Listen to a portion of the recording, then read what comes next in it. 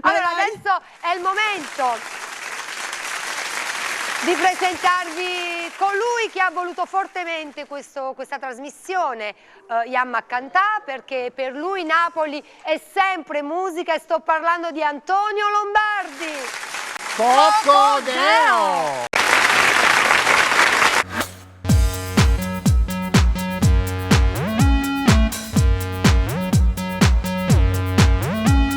Io vorrei sapere se in mezzo a voi se c'è qualcuno che odia le galline che fanno cocodeo,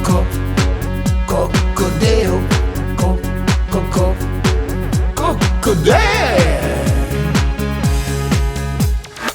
Sempre distratta, sei un poco matta, sei cicciolina ma vuoi fare la belina, con quella faccia tutta botulinica, tutta rifatta, mi sembri una gallina che fa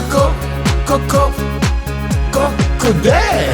Storta bigoscia, ti sento moscia, quando ti tocco io pigio una brioscia, ti manca solo uno spruzzo di gallina, tutta abbronzata, ti metterò in vetrina, ma io non mangio carne e odio le galline, cocodè, e non lo bevo, lo vetto ogni mattina, scema, quel cocodeo.